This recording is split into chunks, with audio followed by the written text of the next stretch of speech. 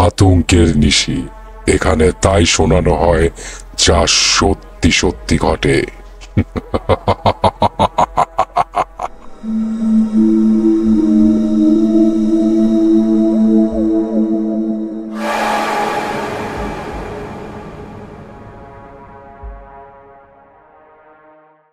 সুপ্রিয় দর্শক, স্বাগতম আপনাদেরকে আতঙ্কের নিশীথের নতুন একটি এপিসোডে। আমি আছি আপনাদের সাথে রূপক আহমেদ।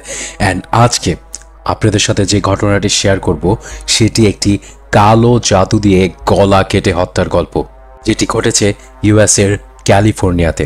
এই ঘটনাটি আমাদের একজন সাবস্ক্রাইবার আমাদেরকে পাঠিয়েছে। উনি যেভাবে লিখেছে আমি ঠিক সেভাবেই পড়ে শোনাচ্ছি। কিন্তু তার আগে বলি, আমি এরকম ভয়ঙ্কর সব সত্যিকারের ভূতের ঘটনা বলে থাকি। সো এরকম সত্যিকারের ঘটনা জানতে আমাদের চ্যানেলটিকে সাবস্ক্রাইব করুন। তাহলে এবার ঘটনায় যাওয়া যাক। আসসালামু আলাইকুম রূপক ভাই। ওয়ালাইকুম আসসালাম। আমি আরিফ, ছদ্মনাম। আমি ক্যালিফোর্নিয়ার একটি ছোট শহরে থাকি। বাংলাদেশের বরিশালে ছোট থেকে বড় হয়েছি, কিন্তু জীবিকার তাগিদে ও পড়াশোনার জন্য এখন ইউএসএতে থাকছি। বাংলাদেশে যেমন সন্ধ্যার পরেও মোটামুটি কোলাহল থাকে, কিন্তু আমি এখন যে জায়গাতে থাকছি এখানে রাত 8টার পর এমন অবস্থা হয় যেন এটি একটি ভুতুড়ে গ্রাম। তেমন কোনো মানুষের চলাচল নেই বললেই চলে। পড়াশোনার কাজের ব্যস্ততার মধ্যে দিনগুলো ভালোই কেটে যাচ্ছিল। আমেরিকার জীবনে আমার একটা জিনিস বেশ খটকা লাগতো। এখানের রাতগুলো অদ্ভুত রকমের নিস্তব্ধ। সে নিস্তব্ধতার ভিতরে যেন কিছু একটা লুকিয়ে থাকে। একদিন আমি রেস্টুরেন্ট থেকে বাসায় ফিরছিলাম। বলে রাখা ভালো যে আমি রেস্টুরেন্টে অ্যাজ এ ওয়েটার হিসেবে কাজ করছি। তখন হয়তো ঠিক 11টা বাজবে রাতে। রাস্তা তখন পুরোপুরি ফাঁকা, কুয়াশায় ঢাকা পথ, রাস্তার ল্যাম্পপোস্টের ম্লান আলো এবং হালকা ঠান্ডা বাতাস। এমন সময় রাস্তার একপাশে একটি বাঙালি নারীকে দাঁড়িয়ে থাকতে দেখলাম। পরনে ছিল সাদা শাড়ি। প্রথমে ভেবেছিলাম হয়তো কারো সাহায্য দরকার, কিন্তু একটু ঠিক করে দেখতেই বুঝতে পেলাম এটা অস্বাভাবিক কিছু একটা। আমি আস্তে আস্তে তার দিকে এগিয়ে গেলাম। তার মুখ ঢাকা ছিল লম্বা চুলে। আমি জিজ্ঞাসা করলাম, ma'am, do you need any help? কোনো জবাব এলো না। নারীটি স্থিরভাবে দাঁড়িয়েছিল। তার নিঃশ্বাসের শব্দ পর্যন্ত শোনা যাচ্ছিল না। তখন আমার কাছে বিষয়টা খটকা লাগে। আরে অদ্ভুত, নিঃশ্বাসের শব্দ কেন শোনা যাবে না? আমি আরও একটু এগিয়ে যাই ঠিক করে দেখার জন্য, কিন্তু বিশ্বাস করেন ভাই, এরপর আমি যা দেখেছি তা দেখার পরে আমার রক্ত হিম হয়ে আসছিল। যখন সে মাথা তুলল, দেখলাম তার মুখটা অস্বাভাবিকভাবে সাদা। মানে যখন কোনো মানুষ মারা যায় ঠিক সেই সময় যখন মানুষের চেহারা দেখা যায় একদম সেম ছিল। নাকের মধ্যে তুলো দেওয়া ছিল। মনে হচ্ছিল যেন জলজ্যান্ত একটা লাশ দাঁড়িয়ে আছে আমার সামনে।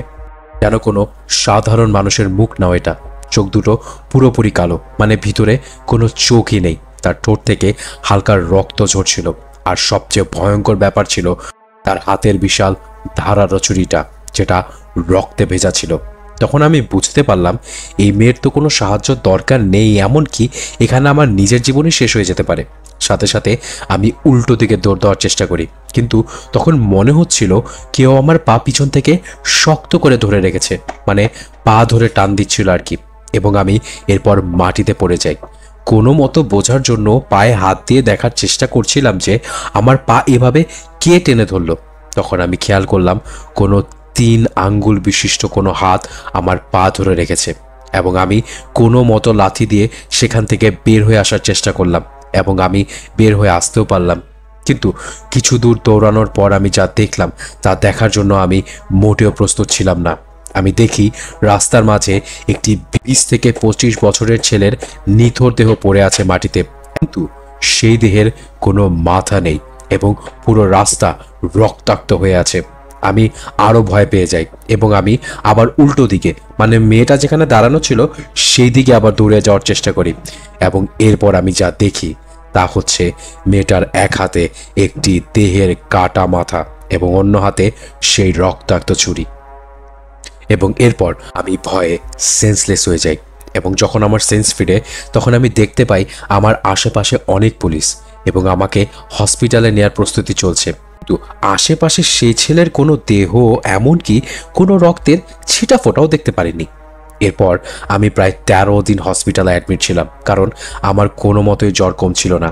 তারপর যখন আমি সুস্থ হই তখন আমি আমার অন্যান্য বন্ধুদের সাথে বিষয়টা শেয়ার করি। তাদের মধ্যে একজন নুরিয়া ছদ্মনাম, সে বলে তুমি যাকে দেখেছ সে হচ্ছে আনভিকা। এই আনভিকা হচ্ছে ইন্ডিয়ান আমেরিকান একজন নারী যে আজকে থেকে প্রায় 65 বছর আগে এখানে রোড অ্যাক্সিডেন্টে মারা গিয়েছিল। কিন্তু সেই রোড অ্যাক্সিডেন্টটা মোটেও নর্মাল কোনো রোড অ্যাক্সিডেন্ট ছিল না। এই আনভিকা একটা ছেলেকে অনেক ভালোবাসত যার নাম ছিল জো।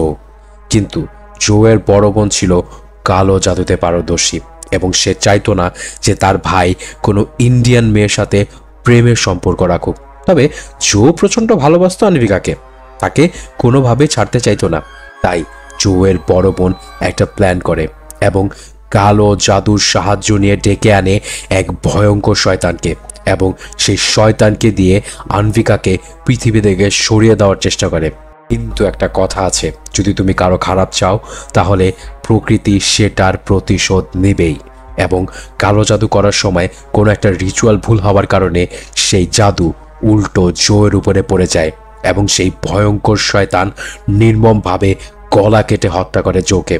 এবং এই খবর জানতে পেরে এই রাস্তা ধরে জোকে দেখার জন্য ছুটে যায় আনভিকা এবং রাস্তায় ভয়ঙ্কর এক দুর্ঘটনার শিকার হয় আনভিকা এবং সে সেখানেই মারা যায়।